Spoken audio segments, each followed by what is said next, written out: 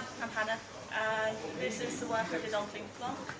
And I was like the character artist for it, so I did all the frog stuff and all the animations. I did some other animations as well for the ladybird, and also I did a trailer at the very end. And this is the very first concept I did to try and get onto this project, which was good in itself because I'd never drawn frogs before that often, because you don't really draw frogs every day. So it was fun to do that, and I had to concentrate on facial stuff and whatnot, because we were thinking about different mechanics to do with the face and how you would try and get those mechanics to communicate across to children through the faces and the emotions. And next slide, please.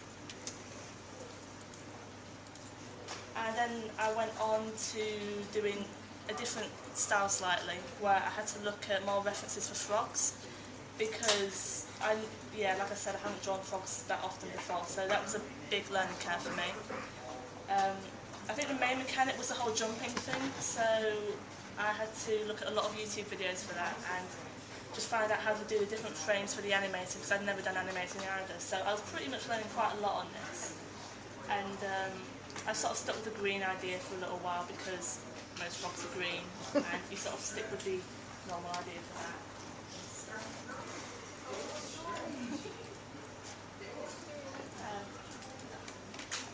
I think after we did all the frog ideas, we went for the angles next for how it would look on the user interface, because we had Emma's backgrounds all sort of like roughed out, like what angle that would be at, and so we had to put the frogs on top of that and see how they would sort of look in context with that.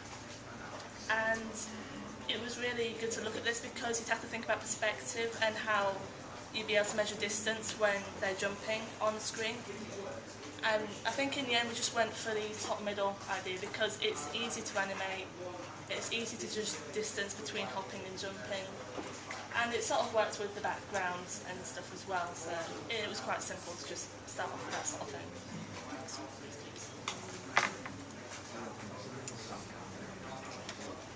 I think after doing the angles I went on to the actual designs for them, and we were originally going to concentrate on British frogs, from what I remember.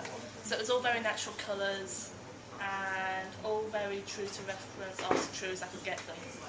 And then just trying out the different patterns and colours, like cold colours, warm colours, toads, slightly different variations in the shapes and whatnot. And I looked at different species to do that. And then on to the next one.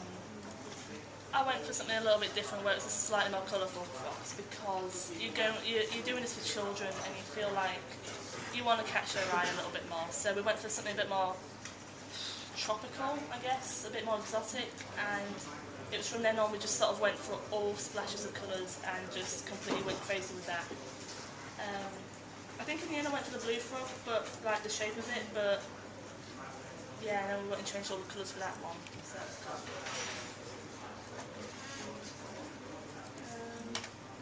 These were the final animations I did for the game.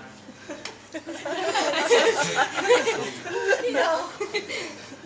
But yeah, I had to do all the sketches for them first, and there was more frames than there are actually there at first, because I thought it had to be extra detailed and show exactly what the frog was doing at every single frame, but that just slowed it down, and it looks absolutely, well, it looked very strange, to say the least.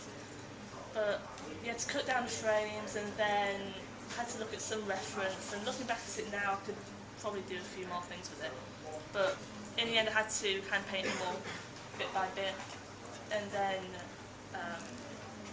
just put them through the game and just see how they looked in game compared to the backgrounds, and just keep on checking it back and forth until we got the right design.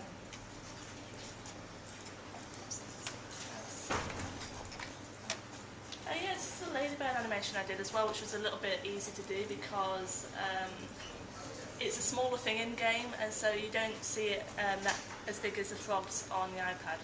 So it was a lot rougher, it was a bit more, it was used with more natural brushes and stuff like that. I only had a few frames, and this is a few of the frames that I put into it. It was only a simple mechanic, so as long as it was red and obvious and children could see it, that was the main thing. And these are the frogs.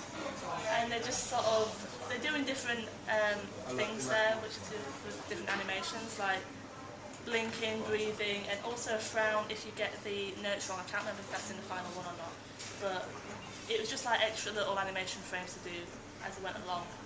And so I had to do that with all the different 4 frogs, which took a lot longer than I realised it would. If it waits too long, the frog frowns. So if the thing happens for a while, the frog looks at you and frowns. Just show you something else. Then I had to do the trailer app, which I just put extra on here, which is a completely different style to actually what's in the game, but I just wanted to do something a bit playful, simple, like it's a crayon drawing almost, sort of thing. And again, more practice with animation. I think this took a lot longer than I expected it to, and I put way too much effort into this. And yeah, I think it's a couple more. There's bits like this as well. It's just, I used a lot of, I think I animated it all in Photoshop because I just decided to torture myself by doing that.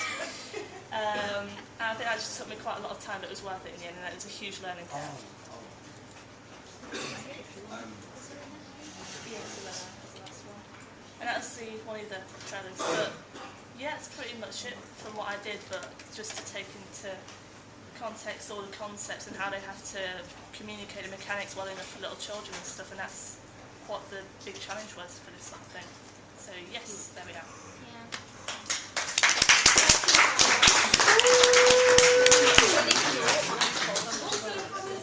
Animations on YouTube. Oh yeah, it is. It's on YouTube, by the way. Yeah, we can show that. My work was a lot less flashy than Hannah's, I think. I did a lot of like UI stuff for the game, so all the menus, all these buttons and all the notes and everything. And I did a placement at a place called Mediatonic. I don't know whether any of you have played Robot Unicorn. Basically that's who did that game, and that's where I learned Illustrator, and I really recommend if any of you have the chance to take time to learn Illustrator, because especially if you're not if drawing's not your strong point and you want to quickly get across your ideas, Illustrator's are great. And yeah, so this is just some of the stuff I did. I did all the all the notes basically and all the backgrounds, and yeah, my work was a lot simpler than Hannah's basically. Yeah, I went through. I wanted a really simple style for the game, really stylized, painterly and stuff like this. So yeah, I don't really have as much to say as Hannah because I've always said too much. I thought the idea of using the lily pad shapes for notes was very charming. Yeah, so this is all the notes and stuff. I had to go through and do each one. How many notes are in the end? Probably about 30 different notes. 30 different notes, all having to be set up, and I did all the stuff for the app store as well, didn't I? Yeah. So setting it up for what people look. I had to do all these little buttons, set up all the text and stuff like this. So waves in the wall. Yeah, UI design is a really good thing to get into as well. There's lots of jobs in the industry for designing menus for games.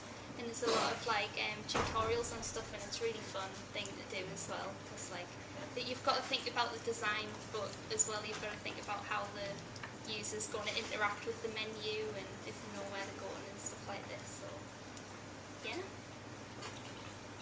Any questions? Or we'll give Emma a round of applause.